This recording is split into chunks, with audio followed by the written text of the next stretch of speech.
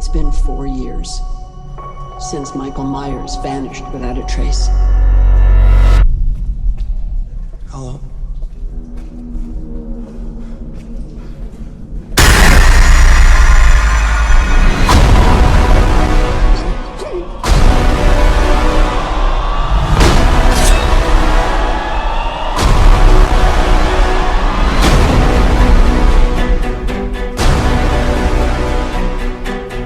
I was certain that I saw him watching me.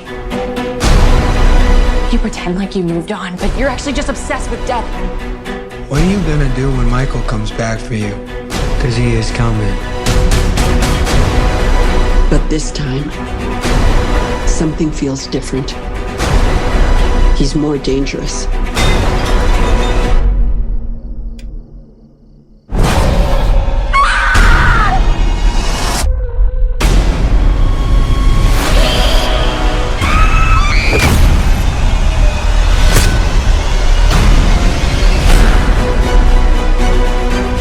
He killed my daughter. But tonight, I will kill him. Come and get me.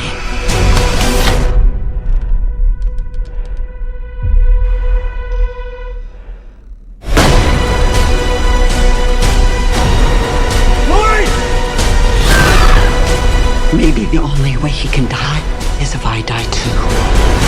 It all ends now.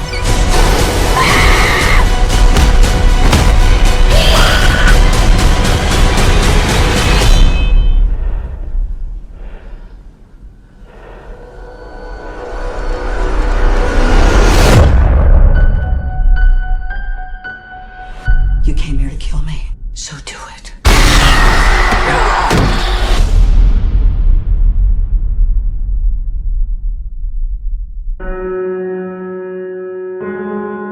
Welcome to Slash, a horror movie podcast.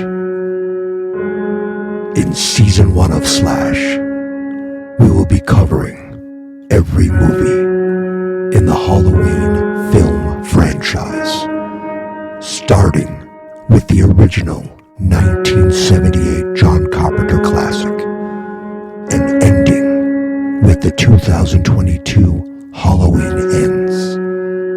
Or does it? Slash is available everywhere podcasts can be found. You can follow Slash on Twitter at Slash Horror. And you can find every episode of Slash at fansnotexperts.com/slash. Enjoy the show. And remember, it's fun to be scared.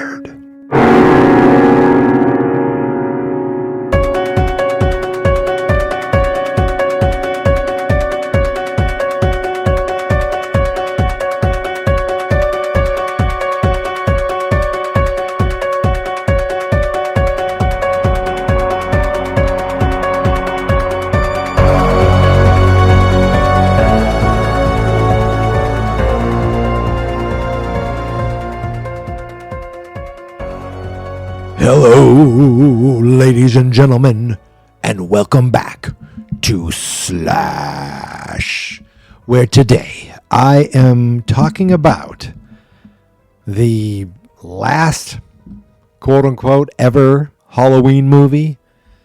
Well, the last, at least, of this series, this entity of Halloween in the Season 1 finale of Slash. Yes, we're talking about the 2022 film Halloween Kills, which I finally watched.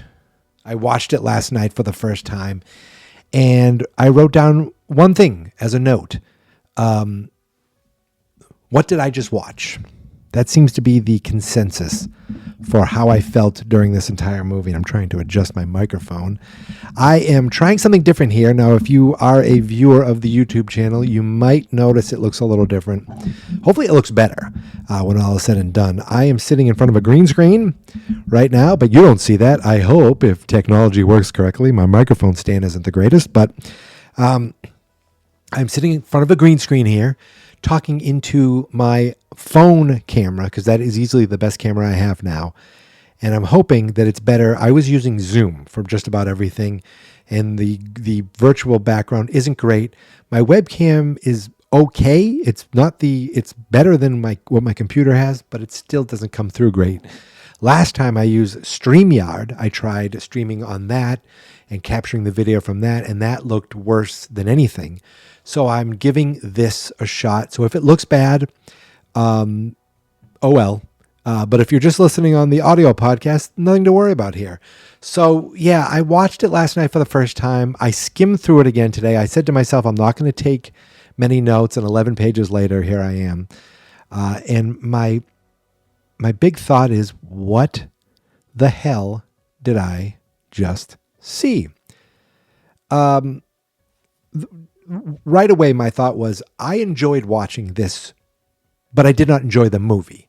It's like, I just couldn't believe what I was seeing. I thought, if this was Halloween 8, Halloween 9, in the original timeline, and there's just a weird story where there's this guy that comes out of nowhere and has some sort of connection with Michael, I would have thought, well, that's dumb, but okay, it kind of fits with these, dimension, not great Halloween movies that we get. They tried something, but instead, this was what we were given as the end of this, highly touted trilogy. The first one gave us such a good, it left me with such a good feeling for the future. And then Kills came along and just, it felt like, it was a continuation, but it just didn't hold up for me. I just thought it wasn't executed well. And then this felt like such a departure that it just felt like it was a disservice to the hardcore horror nerds or Halloween fans. It's like, if you just took this movie by itself, it's still not great, but it is more excusable. Where the fact that this was a finale of Halloween Ends, of the trilogy that we know. That's, I think, what bugged me more than anything. Like, this is what you give us? This? And I hope I'm looking in the camera. I'm trying to. It's tough because I'm looking at my face because I just get captivated by this. This is what my parents did. This is what they gave me. Halloween Kills came out almost a year to the day of Halloween. I'm sorry, Halloween Ends comes out almost to the year to the day of Halloween Kills. I should change that in the title there. October 14th, 2022. It had a budget of $33 million. But it only brought in 64 in the U.S. and another 41 internationally. It was the lowest grossing one, but again, it was released on Peacock at the same time, and I didn't watch it right away, and my first thought was, should I save it for my Movie Month podcast that I do? But then Slash came around, and I said, you know what? Nope, this is a Slash exclusive. Me watching this movie for the first time, and then after skimming it through the notes, I don't think I'll ever see this movie again, unless it shows up on TNT and I accidentally go, oh, I can't get away from it. So again, directed by David Gordon Green and written by, now there's 4 guys who take credit for this movie: Paul Brad Logan, Chris Bernier, Danny McBride again, and David Gordon Green. And David Gordon Green has the new Exorcist trilogy coming out. And part of it is, I think it's being written by Danny McBride, and it's the first of a new trilogy. And the first trailer came out, and it looks pretty damn good. My fear is that by the end of the third one, there'll be a Corey Cunningham character showing up, and it'll just go downhill from the first one. Now, hopefully it won't, but I have nothing to go on except this trilogy. But that first one does look pretty good. So I did pull up the old Slashopedia just to give a quick kind of development of it. I'm not going to go too deep into it because I just don't want to. It says in June 2018, Danny McBride confirmed that he and Gordon Green had originally intended to pitch 2 films that would be shot back to back. But then they decided against it, waiting to see the reaction to the first one. Obviously, they really liked the first one, blah, blah, blah, blah, blah. They came around with part 2. And then in July 2019, they revealed the titles and release dates of the 2 sequels. Of course, COVID got in the way of that. And this still looks like it's part of like Kills. I don't even care about this stuff. So Bloom, Matichak, Jason Bloom? Yeah, from Blumhouse. And Matichak and Bill Block were slated to produce the film, while John Carpenter and Jamie Lee Curtis, Danny McBride, and David Gordon Green were attached as executive producers once again. So John Carpenter has attached himself to this movie. He probably thought, wow, it's so deep. And wow, it's so different. I don't know, whatever. But COVID pushed this back by obviously a year. And that's all I want to talk about. I don't want to talk about this stuff anymore. Ugh. I'm like looking through this. The Halloween franchise and just about every episode of Slash, except that little episode I did for My Bloody Valentine, everything has been just Michael Myers for months and months and months. And then I took a few months off, but still it's been in my brain. I got to get back and finish this trilogy and finish this series and finish this season and move on to what's next and talk about what's next. Maybe not announce it, but we'll see. We'll see. I'm not quite sure what next is. I have an idea. I have an inkling. So when, just the fact that this 13 movies and it ended on this, I thought, I got to get through the zombie movies, and then at least I get to the good movies again. A good movie again. Then a movie that was just like, it left me thinking, huh? And then a movie that made me realize that Halloween Kills really isn't that bad and isn't the worst. Halloween Ends is still a better movie than either zombie movie, and I think maybe it's definitely better than Zombies Halloween 2. That I will say is the worst piece of crap I've ever seen. But why don't we just get into this movie right off the bat? Right away, I thought, what is going on here?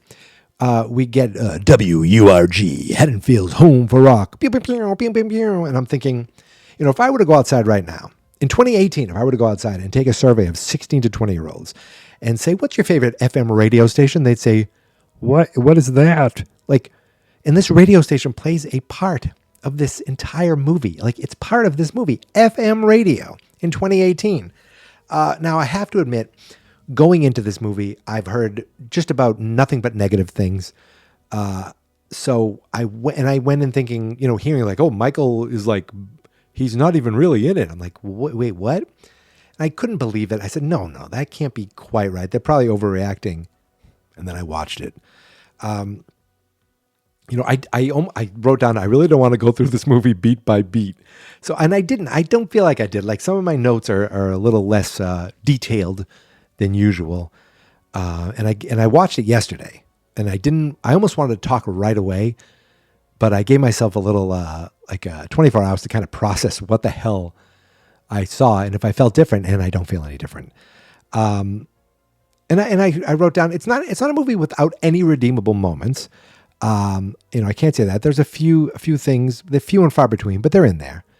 The entire beginning with the family and the young man, that we've never seen them before. And I thought, okay, this is a cold opening. We're going to see Michael show up and he's going to kill this guy or whatever. We see this high school kid we've never seen before. He's a high school kid, even because he's saying he's going to college next year. He's babysitting for extra money. I've done that. And I said, okay, you know what? This, it's been a year. It's now 2019. And I think, okay, he's going to show up. I thought this would pick up exactly where the last one left off, but it left off in such a frenzy that it almost made sense to push it over a year. Anyway, I've noticed that Green really likes showing you something and then it lingering on it a bit, and then you'll see it play a part. And, the first time I saw the giant stairwell, I thought, well, that's interesting to really focus on that. And comes into play a few minutes later. We get this, he's babysitting this little snot-nosed shit. And you really don't like him, but it's really just a means to the end. Let's get to the point where I wrote down, I wouldn't call it a red herring. If anything, Michael Myers is more the red herring of this story. He's like a bit part of it. But this kid locks Corey in the attic.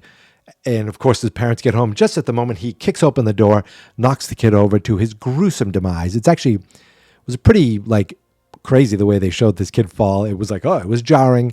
David Gordon Green loves killing children in these movies. That's what I'm noticing. The whole thing was, though, at the end, it's like we see like this at the beginning of Corey's story. Like at this point, I'm thinking, who is this kid? What's going on? Where's Michael? And I wrote, why are we asked to care about this character that we've never seen before, never been mentioned? It's not part of the Halloween story that we've seen. Why is this happening to us? And I don't blame the actor. I don't really know him. He kind of looked like Patrick Dempsey to me. He looked familiar. He's a Canadian actor. He's on the CW show, The Hardy Boys, which I've never seen. And I thought he did an okay job of this kid who starts off innocent and then, he gets his life flipped upside down by an accident. And then he gets his life flipped upside down again with the magic of a sewer man. I'm getting ahead of myself with some of that, but I don't blame him. I don't blame any of the actors. Well, maybe one actor who I thought was, more than one actor. There were some actors that were pretty bad, I'll say. But not the main cast, So cold open, no Michael Myers. And then we get, there was a nice touch of having him with the babysitting the kids showing John Carpenter's The Thing. They were watching that movie, which is an ode to not only to Carpenter, but to the original Halloween where they were watching The Thing from outer space, Thing from Another World. Laurie was with the kids. And of course, that was the movie that John Carpenter remade into The Thing. How exciting. So the kid's dead, blah, blah, blah. We cut to the credits and there's jack-o'-lanterns ripping open jack-o'-lanterns. And the credits are blue text here. And I read that was an homage to Halloween 3. The third in a series. To not show Michael Myers in the... it almost felt like, that's a little on the nose. So we jump ahead to 2022. It's 4 years since Halloween Kills, but 3 years since the Corey's last babysitting job is what I wrote down, because I don't think he got much work after that. So Laurie's writing a book on the subject. We find out later that Hawkins actually gave her that idea. And we get flashbacks from all the Halloween movies. Halloween and Halloween and Halloween Kills. Those are the only three that seem to matter anymore. We're getting a recap for all us idiots who are like, who are these people? Michael killed his daughter, Laurie's daughter, Karen, and then disappeared. We haven't seen him for years.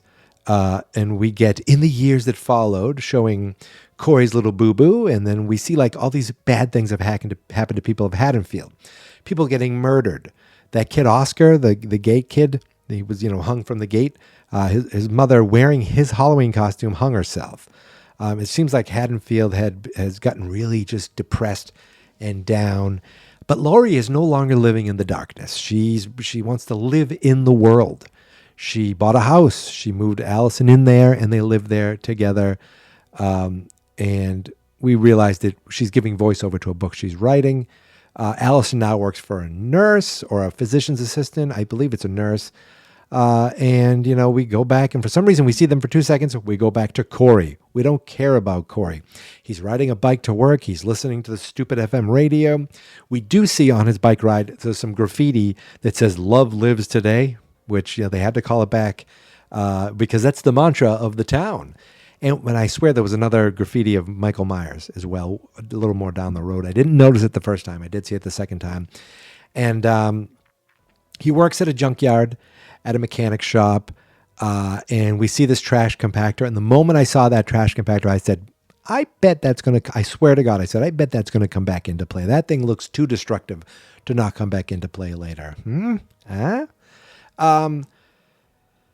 So Corey's there. He shows up late for work. The guy yells at him. Turns out later, I think that guy's his stepdad or something. He gives him a motorcycle, so maybe he won't get to work. He's like, but just, you'll finally get, I think he said, don't tell your mother. Or later he says, don't tell your mother about the motorcycle. And this guy, seemed really nice. And of course he dies in a very, very stupid way, but that's later. Yeah, there's still no Michael, Allison gets pulled over by a cop that she seems to have dated, even though he seems about 20 years older than her.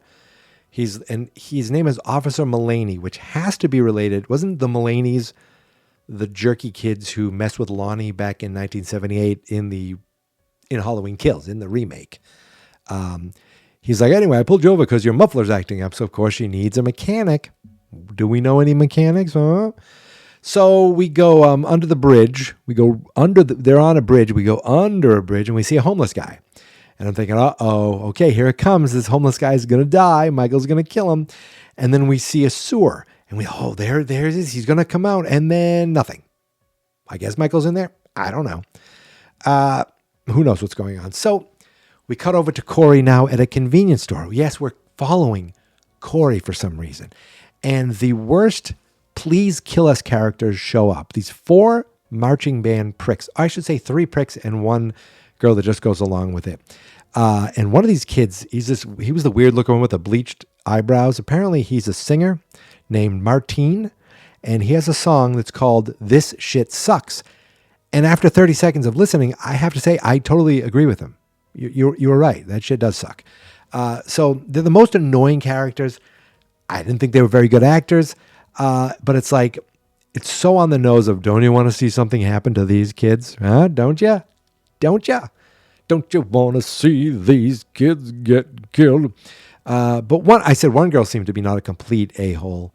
We're 20 minutes into the movie, and this is when I texted my brother, what am I watching here? What the hell is going on here? And he just wrote back, it doesn't get better. Laurie shows up and... these bullies, they want to can you buy us beer? And he's like, no. And they kind of confront him. He squeezes his Yoo-hoo bottle, or his chocolate milk. Remember, he had chocolate milk with the kid that night. He really likes chocolate milk. So he cuts his hand. They're like, what, you're a freak. Laurie scares them off and ends up he's like, come on, let's go. Ends up bringing him to a hospital. But they confront her too. And there's another thing in this movie that annoys me. People are mad at Laurie for Michael. I think that is very dumb. They like, you provoked her. They're like, he took advantage of this kid, or all these things that later we see. And I know I'm all over the place, but I don't care. Later we see that, that woman, Sandra, Lenny Clark's wife in the last one, who got the fluorescent tube in her neck, she's alive, but she can't talk, and she's in a wheelchair. It's like, what? She was so dead. That just annoyed me so much. And the whole thing of how you get to live, they're guilting her. That was so annoying as well. I wrote down, she's alive because this movie hates me. So Corey cut his hand. Laurie ends up bringing him to the hospital to get it cleaned up. And of course, it's the hospital where Allison works. And we see that her doctor's there, and he's an asshole. He should actually have his license removed from the way that he treats her. We later, of course, find out that he's having an affair with the other nurse who gets a promotion. It's like all this stuff, it happens later. I don't really care. I don't care that it's out of order because I don't care about this movie. Allison seems to connect to Corey right away. Really quickly. And basically they go outside and he says he works on cars. He looks at the car, and at one point he looks at the radio tower. I'm like, why do we care about this radio tower? I thought, was it a dumb foreshadow? Kinda, I guess. But she's basically like, you should teach me to ride your bike sometime. He's like, I need to go. But she definitely wants to hang out with him. And we do see, they go back to the house, we do see Lindsay for a second, and they're talking about, you did that on purpose to get them to meet. And Laurie gives this big weird speech about ripping her boobies out and saying, here, you, F you, world. It's just a little silly. We see Corey, but it seems like Laurie wants them to kind of hang out. we go over to Corey and we see Haddonfield's biggest Brooklyn accent ever, Corey's mother, who felt like it was Carrie's mother. It just felt like, they're all going to laugh at you. It was the most over-the-top, worst character in a movie of terrible characters. Her and the bullies are all tied for just the worst. So we cut out. The next day, I wrote, Allison brings her car to Corey's shop. We see the bullies for a minute, and Corey and Allison bond over the motorcycle. Yeah, that's what happens. Who cares? Laurie and Officer Hawkins, again, we still haven't seen Michael. Laurie and Officer Hawkins, we see them kind of meet. And I don't know, I know 4 years have passed since the last movie in movie time, but Will Patton looks 1,000 years old in this movie. And I'm like, he's not that old, is he? There's a little bit of flirting, and he talks about how he's learning Japanese and how he wants to go there to Japan one day. And he kind of mentions that he would like to take her there too. There's a nice touch of Don't Fear the Reaper on Muzak at the grocery store. It's a good little callback. It's about 30 minutes. Oh, that's when she goes outside and sees the woman who's like, my sister can't speak because you allowed Michael Myers here. Really dumb, because they said in the last movie it had nothing to do with her. So we jump over and Allison brings Corey to a Halloween party. He lets his hair down. He has a little fun. We see he's wearing a kid's scarecrow mask. They focus on it later. Of course, that's going to mean something because that's what green does. And I guess a lot of movies do that, but for some reason, when it annoys me, it stands out more. When a movie annoys me, it stands out more. He runs into the mom of the kid who he accidentally, shoved to his death. And she was not happy to see him having fun. He kind of, spirals a bit. They goes outside, yells at Allison, hits in a big fight. And he's like, I shouldn't be here. You made me have fun, and I don't like fun. I don't deserve fun. So he heads off, and he walks home and ends up running into these bullies. The same bullies, of course, because there's only 4 bullies in Haddonfield, and they're the same ones. So they show this missing persons billboard in the background. I don't see it come into play, surprisingly. But the bullies and him fight. There's a scuffle. And, of course, one of the bullies throws him off a bridge. Great. Obviously. So we see Corey is under the bridge downtown. And I wrote that somewhere. I thought that was a killer joke. I feel like I've used it before. But when he goes over, there he is. We finally see Michael Myers. He's on the screen for 2 seconds. You see him right in the little corner. I actually liked how it was very nonchalantly shown. Blink if you miss it. But he's there. Oh, that's right. Under the bridge downtown is where Michael Myers lives. So we don't actually see it happen. We just watch the homeless guy watching as we see Corey getting dragged. And then we don't see Michael at all. We just see that little glimpse. But he gets dragged into the sewer. So we're 40 minutes into this movie. We just see Michael Myers for 1/2 a second. No deaths. And I'm not counting the kid from 2019 or the other dead people they showed at the beginning. I'm talking about Michael Myers killing people. There's 0 in this. And if that billboard is supposed to be someone he killed, I'm not counting it. I'm not counting it. So Allison's sad back at home because she had a fight and she's hanging out with grandmother. Corey wakes up in the sewer, tries to leave, but finally he's grabbed by Michael, who's hiding in a wall for some reason. Michael chokes him. And this is where the movie says, if you think we're bad now, watch how stupid we can be. Because their eyes seem to meet. And it's like, and like they seem to have like a mind meld or something. We get this series of quick flashbacks. Some from Michael, some from Corey. I don't know what's happening there. He lets Corey go. Corey goes to leave, but he stops and looks back at one moment. And then he heads outside. And he's like, oh my goodness. Like, almost like there was a connection there. I was like, what the hell was that? Like, did Michael think to himself, finally, I found another one. Again, this felt like some late 80s direct-to-video bullshit. Like that it was, just a bad version of a Halloween movie. That's how it feels like. And yet this is the big budget Halloween trilogy. Corey goes out, gets accosted by the homeless guy, and he stabs him, kills him. I didn't want to count it, but I mean, we finally have a dead body, in the present time, and that's all we can ask for in these horror movies. Just give us a dead body. We finally have one, so I guess kill count 1, I suppose. I don't know. I feel like I wrote it down here, and I start sparsing out the murders. But what the hell was going on here? It was a mind meld, I guess. I wrote that. I said that already, didn't I? But like you could see in his eyes and you could see in Michael's eyes, and it really made me so angry. So Corey stabs the homeless guy, throws the knife with all his fingerprints, and just throws it like 20 feet away. He's like, great. He should be arrested by lunchtime, but nothing ever seems to happen of it.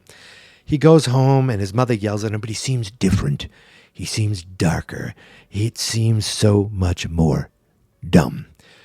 So we see Laurie writing more of her book, and Corey comes over to see Allison on his motorcycle. He's really kind of cool now. For some stupid reason, he stands by the bush, very reminiscent of Michael Myers. Why would he do that? I don't know. Maybe because now they're connected. Is it like when Jason and Tommy Jarvis were connected? I don't know. I'm very confused. But I said it's very reminiscent. Oh, I see. It's done because it's reminiscent. It's not done because it makes sense. And I've said that before with these movies. Like sometimes things are done so that they can be done, not because they can make sense. It just force it in there. But he goes off and talks to Allison. But now before Laurie gives him this look in his eyes that she seems to recognize something bad, like this movie. So he goes and takes Allison to the abandoned home where the boy died, and he wants to tell her what happened, basically. And she's like, I knew all about it, and when people would talk about it, it was like I knew you. I know that sounds crazy. It sounds stupid, is what it sounds like.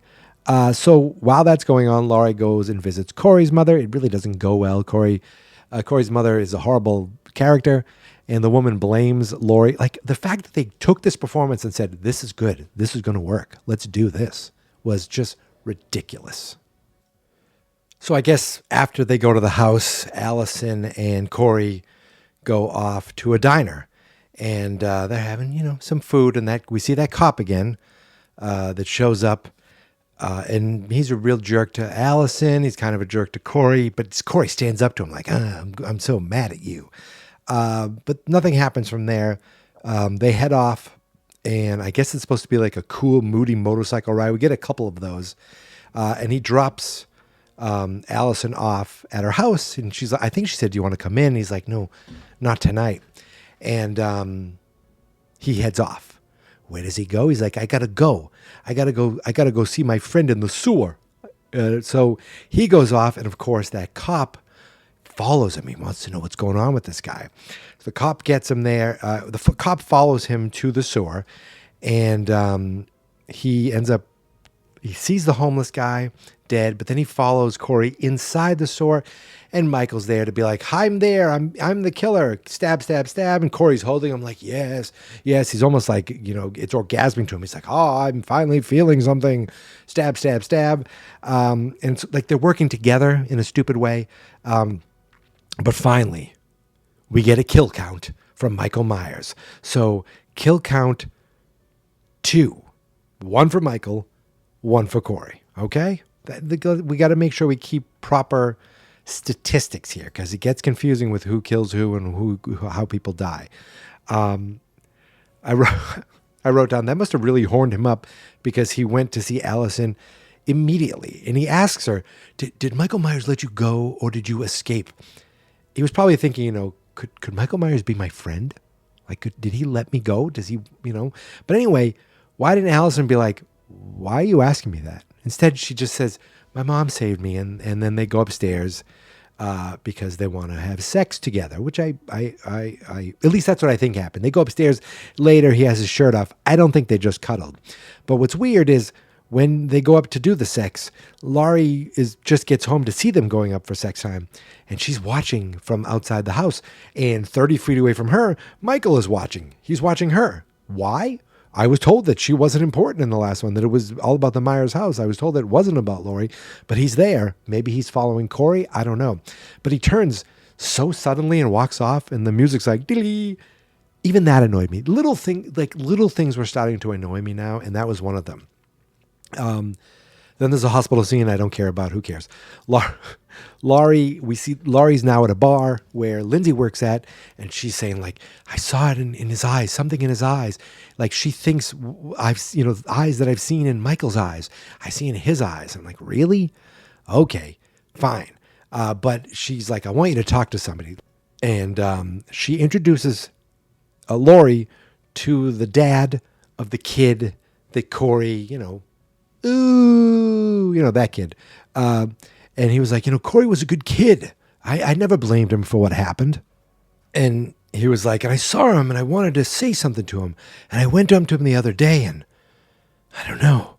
I looked in his eyes and it's not him, at least not in the eyes.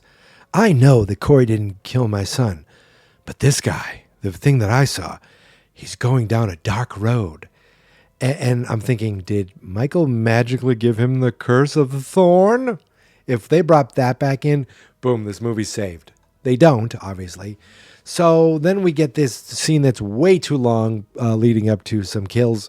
Allison's doctor, the boss there, and the coworker who got the promotion, they go to the doctor's house. She calls him Dr. Mathis. That's so annoying to me. Like, these two are banging. That's right, I said it. And he's like, Alexa, put some stupid song on, like a very specific song.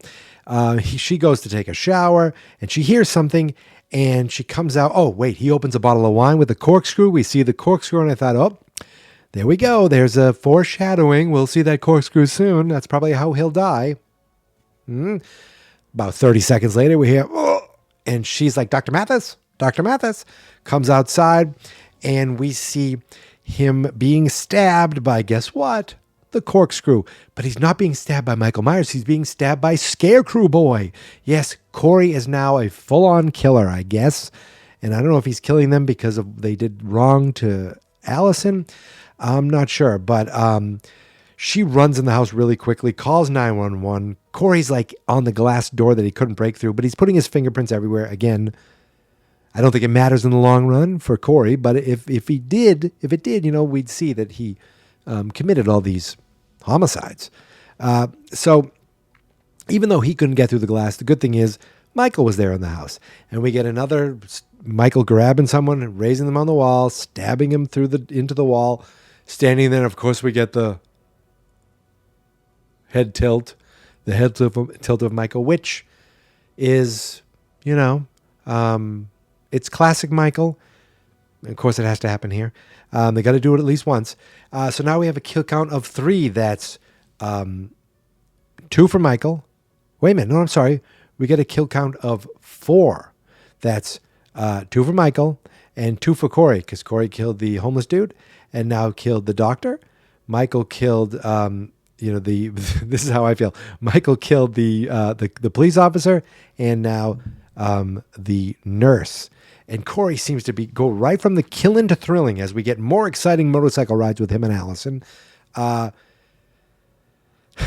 wrote down, how the hell are Laurie and Allison background characters to this Corey Cunningham out of the blue? Here's how Halloween ends. It ends with someone you don't care about or don't know about, someone you made no connection to. Have at it. And the name Corey Cunningham, another alliterative name, Michael Myers, but I'm guessing, is it a nod to Corey Feldman and Sean Cunningham from the Friday the 13th movies? So Allison and Corey go and hang out on top of spaghetti all covered with cheese. They go and hang out on top of the radio station. Again, that FM radio station is where it's all at. And Corey gives some terrible monologue of how that radio tower represented his freedom, I think, climbing it or some shit. I don't know. But Allison looks at it. There was one little thought. Allison looks at his hand and goes, infected. And I'm thinking, his hand's not infected. His mind is infected by the power of Michael Myers. Oh, that's dumb. So he's like, he wants to leave town and take her with him. And he brazenly falls off the building, scaring her, jumps off, but he's fine. The DJ comes out and yells at him and basically says, please come back later and kill me because I'm a jerk. And he's like, I don't know who you both are. And he's a real a-hole to them. But Allison's like, you know what? Let's get out of here. I don't want to be here anymore. I should not be in Haddonfield. I'm like, yeah, no shit, lady. You should have left in 2018. But they hug, and Laurie watches as they're hugging, and he notices Laurie watching them. Oh, my goodness gracious. I feel like I'm getting through this. And then he goes home to his dumb mother, and she yells at him some more. She's like, Carrie, I wrote this down. She's like, Carrie's mother. I think I said that already. So bad. So he goes back to the abandoned house to sleep there to get away from his mother. And Laurie is there when he wakes up, and she wants him to leave Allison alone. I don't even care. Like, there's a long conversation. I don't even care. He gets all angry and pissy, and he goes off into the sewer. He beats up Michael Myers, and he steals Michael's mask. He's like, now I'm going to show them. I wrote down everything I am saying actually happened in this terrible movie. He goes and beats up Michael Myers and takes his mask. He goes he finds the bullies at the same convenience store, scratches their car. They chase him. Allison's off with grandmother. They have a fight, and she's like, I need to get out of this town. Everyone around me has been killed, and she starts blaming her. Gets Laurie really sad too. Laurie's like, you need to stay away from them, and she seems crazy, but like she's 100% right, of course. So the bullies chase what's his name, Corey, back to the junkyard, and he kills them all. But not before some real bad acting. So he stabs that one dude with the terrible music with the drumstick. He runs over another woman, the young woman. Although she's still not dead, the main bully runs off to the stepdad, who was watching some Jean-Claude Van Damme Hard Target movie. I believe that was the movie. And he's like, all right, here's a gun, but stay here. I thought, dude, that's a bad idea. So he goes over, and of course, he shoots the stepdad in the head in the most comical death that was so stupid. The guy looks up, he's like, no, and he shoots him right in the head. There's the two girls. There's the white girl gets trapped under the fence. The black girl gets smashed with a wrench. The main bully has the best death in this movie. And we barely see it. He takes a welding torch or a blowtorch to the face, melts his face. I don't want to say I would like to have seen it, but I feel like that could have been shown more. Instead, we get to see him smash the white chick under the fence one more time. And it sure looks like Michael Myers. We see his mask, but we know it's not him. It's the other alliterative killer, Corey Cunningham. So now we have 9 dead. Who cares anymore who kills people? With a kill count of 9. So that's 5 for Corey, still 2 for Michael, and 1 for that dumb bully. Yes, your stepdad's dead. I'm counting it. So Corey Myers, that's what I'm calling him, goes home and he kills his mom. Even that annoyed me. She's like, no. And then it froze. Really dumb. Then he goes back to the radio station, kills a woman there, then kills the DJ. I'm like breezing through this because I don't want to talk about this anymore. So he kills the DJ. And he cuts off his tongue, and the tongue makes the record skip because in 2022, radio stations still use vinyl records. Look, I don't know. Maybe some do. It just seems like that went away 20 years ago. Just my guess. From CDs to completely digital is my guess, but I don't know. But now we're at a kill count of 12. That's 8 for Corey, 2 for Michael, and 1 for that dumb bully. So Allison waits at the diner, but Corey never shows up. We're getting there. Are we on the last page? Oh, we are so close, so close. Finally, Slash season 1 ends. That's what I should call this. Oh, we're so close. So back at home, Laurie seems really distraught, and she seems like she is going to commit suicide. She takes a gun out. She calls 911 and says she's reporting a suicide. But then someone comes up the steps, and you hear a gunshot. Pumpkin hits the ground, and the door opens. She goes, "Did you really think I'd kill myself?" Who is she talking to? Who was she? Who thought she was going to kill herself? Because was the killer there the whole time? And I'm curious, does she think this is Corey, or does she think this is Michael? I'm very confused. But shoots twice, bang, bang. He falls through the stairs. Downstairs, takes off the mask, and we see that he is, in fact, Corey Cunningham. Laurie shoots the wall twice, I guess to use up the bullets. I don't know. She should have just kept shooting him. I don't know why, but she says, you came here to kill me, so do it. What? Huh? But she's like, you know, you could never have Allison. He's like, well, if I can't have Allison, he takes the knife, cuts himself in the neck, realizing that Allison will think that she did it, because of course she grabs the knife and holds it in a way that show that she would have done it. So Allison runs off. She's so sad and screaming, and Lindsay goes. Lindsay barely in this, thank goodness. Good for her. Laurie finds a quiet spot to go collapse into tears. One of the coolest shots of this movie is in a movie of rare cool shots. The mask is lying on the ground. Corey's dead. And then we see a hand reach for the mask. And you think, oh, yes. I forgot to mention, after Corey beat up Michael Myers, he sat up maskless in the, and he turned his head. We didn't quite see his head, but he sat up. And so, where am I now? Oh, yes. Michael finds Corey alive. He takes Corey's head, chokes him, squeezes his head, and snaps his neck. So now Corey is officially dead. And I'll give that count to Michael. So 13 dead. 8 for Corey, 3 for Michael, and 1 for that dumb bully. I was going to sing that every time, and then I forgot, and then who knows. So Allison goes to leave, but sees the radio station's on fire, and I guess realizes that Corey probably did that. Back at home, we get a really cool fight. Easily the highlight of the movie. It's like Corey's finally dead. Let's get back to a real Halloween movie for the last 15 minutes here, please. A great fight with Michael and Laurie. That Laurie finally gets the upper hand. You know, they're stabbing. You think he gets him, then he pulls his hand out, but she finally stabs him, like kind of pinning him to a kitchen island. Throws a fridge on top of him, and takes off his mask. There's this quiet moment where she's like, you know, I've run from you. I've chased you. I've thought you were more, you know, you're just a man. You're just a man who's going to stop breathing. He lunges to choke her. He slits her throat. She slits his throat, but then he lunges to choke her, and she's like, do it. You could see she almost wants to die. We got all these flashbacks, and then between, you know, the 3 movies that matter, Allison shows up, breaks his arm, and then they slit his wrist together as he just bleeds out. Now, remember all that time ago where Laurie said, where is, you know, I'm calling it a suicide? The cops finally show up. Now, I think Hawkins either he called Lindsay or he called Allison. He's like, where's Laurie? Where's Laurie? I forgot to mention. Did I write it down or did I miss it? At one point, Laurie calls Allison, and Allison's phone, Allison's phone, the name says Laurie on it. I mean, wouldn't you put grandmother? You've been calling your grandmother for 2 movies. I don't think she calls her grandmother once in this movie. Maybe they thought, you know, let's not do that. But they finally show up, and because the people of Haddonfield have gone through enough trauma, Laurie and Hawkins thought it'd be a cool idea to parade his body through the town.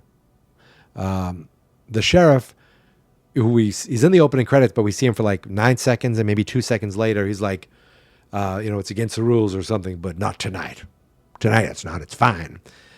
So they basically have this long funeral procession for him. And now the phones and social media work because people are outside watching from the street. They're, you know, and there's tons of cars, and we see all the town folk show up, and they follow the car to the junkyard. We see Julian, the kid from the first movie, who was in the second movie for 5 seconds. We see Sandra getting wheeled up, even though she, you know, should definitely be dead. And they're all following Michael as his dead body is strapped to Allison's car. In the junkyard, oh, look, the trash compactor showed up. Who would have thought, right? Who would have thought? So the people of Haddonfield all pass his body along up the ramp, and Laurie goes on top and stands up, and Allison goes to turn it on, and my first thought was, don't turn it on. Don't stand up there. I was afraid Allison was going to fall in, or Michael was going to, you know, reach his hand up one more time for a big choke. But nope. He just pushed in, and his body is smushed to death. The next morning, Allison, we get a line of her saying, you were right about Corey. I know he killed all those people. Yeah. You think? She leaves. She gets out of Haddonfield. She's going to, you know, start her life. Remember, at one point there was a tarot reading from Lindsay who said, you know, the death card. Oh, and she's like, oh, that just means change. Well, here's the change. that she's finally leaving Hawkins. They probably should have left in 2019 or 2018, but Laurie finishes her book just as Hawkins shows up with some food for her. And she mentions, what was it you were saying about those cherry blossoms? And that's, to me, telling her that she wants the idea of getting out. She wants to go with him. She wants to be with him. She wants him to be with her. And maybe go to Japan together. They should get to Japan and Michael shows up there somehow. But they can figure it out. But it seems like she's finally up to it. Then they show scenes from her house with Blue Oyster Cult playing, and boom, it's over. The movie is over. And I'm probably never going to see it again. But I'm glad I watched it, because with that, I have completed, finally, season 1 of Slash. Watching every Halloween movie from the 1978 Halloween to the 2022 Halloween Ends. Does it end? I believe this is the end for Blumhouse and the end for Green, but the Accords are always going to bring back Michael, don't you think? I have no idea. I didn't look it up, so maybe there's been something that's been talked about. I have no idea if there's any announcement for a future movie. But I wouldn't put it past them to just reboot it again. You don't need Jamie Lee Curtis anymore. You could do something else. Halloween Legends, I don't know, and just kind of put Michael up against against Superman. I have no idea what I'm talking about.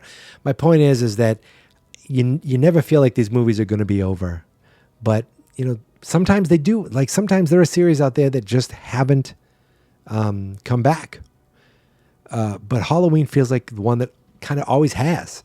It's been rebooted. It's been remade, and you feel like, could this really be the end? Now, if it ends on a lucky 13, that's kind of an interesting, good number to end on, even though it's a bad movie to end it with. But I'm done talking Halloween. Yeah, the season's over. And I thought to myself, well, Michael, me, not Myers, what comes next? Season 1 is done. What are you going to do for season 2? And, it makes me scratch my head. I'm like, what could I do? Like, what could I do for the next season? I'm not sure. I have an idea, but I'm not quite sure what it's going to be next. I should sleep on it and think about it. And I hope that you, yes, you, come back for season 2 of Slash. It's not going to be like, there's not going to be that long of a break. It might be quicker than you realize. But it might be a couple weeks.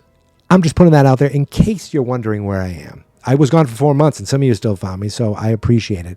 But yes, I will be back for season 2 of Slash, and I hope you join me there as well.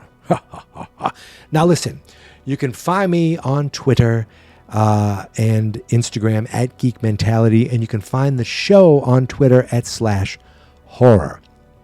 This has been great to finally finish this franchise, but I'm ready for a new one, and I hope you are too.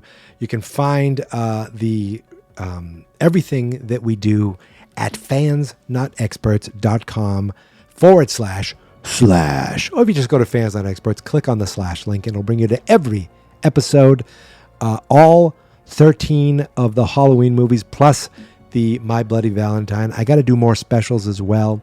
And hopefully this video comes out nicer than my old ones. We shall see. I'm sure I'm always looking kind of a little bit off to the camera, but that's okay. I want to thank you guys. I want to thank you guys for sticking with the show. I want to thank you guys for finding the show. And I look forward to bringing you more Slash, more horror movies, more horror franchises. They don't all have to be slasher movies. They can just be scary movies as well. because there are other things out there. I thought, that would be an interesting series to go over and review. But sometimes you just want to stick with some of the classics. You know what I mean? I think you know what I mean. So anyway, until next time, until next season, thank you for listening. Thank you for subscribing. And remember, it's fun to be scared.